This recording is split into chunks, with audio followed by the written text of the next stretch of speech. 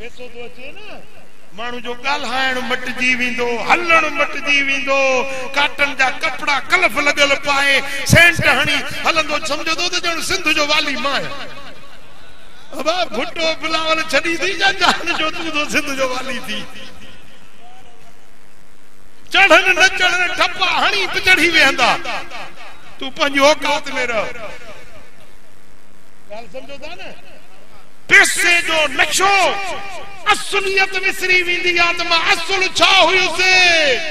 कल कलो को मिस्कीना अज रब बंगला दिना मारियूं दिनियूं त गरीब मिस्कीन सा नफरत तो करे मिस्कीन ते अख न थी बुडेसे हितो एकड़ो मानू वियो कराची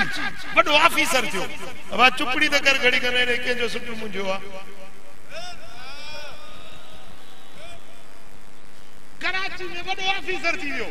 कोठ जो को मिस्कीन मानू उन जो को कमड़ो पिस उते विस कराची हाने उन जे बंगले ते पहुतो त पूछे तो के रही छो आयो ही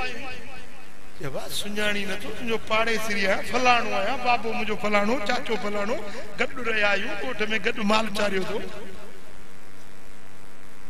वो छाजे लाए केड़ो कम थी जी यार सुञाणी त न तो मुखे मां तो पाड़े सिरिया आया तुझे कोठ जो रवासी आया हा पर आयो छाजे लाए कम केड़ो थे न चाहे जी सलाह न अंदर विहारी से गरीब जा मेरड़ा कपड़ा दिसी केड़ो कम थई छो आयो ही ची बुद्धो दम तो तू अंधो थी पियो इस तो सारा साल हाजी करना आयो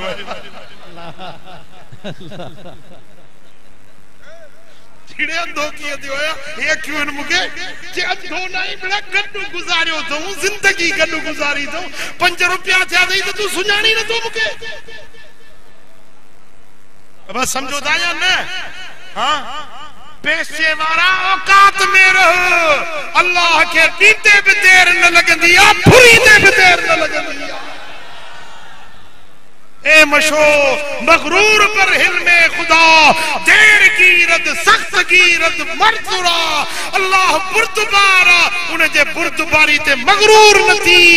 मिस्कीनन सा जुल्म न कर केंजे प्लाट ते कब्जो केंजे घर ते कब्जो केंजो माल खाई वियो केंजो वरसो खाई वियो यतीमन जा माल गिरकाए वियो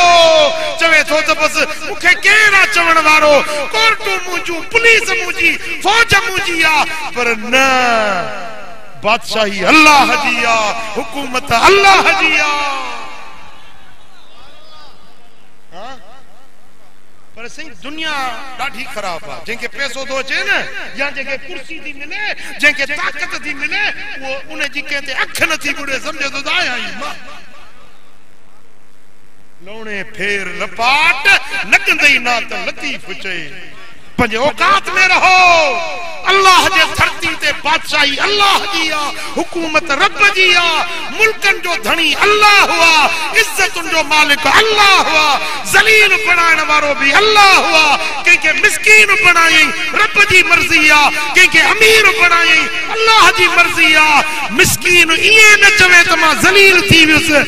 वडेरो इए न चवे त मां हेॾो वॾो मालदार थी वियुसि फैसला रब जे हथ में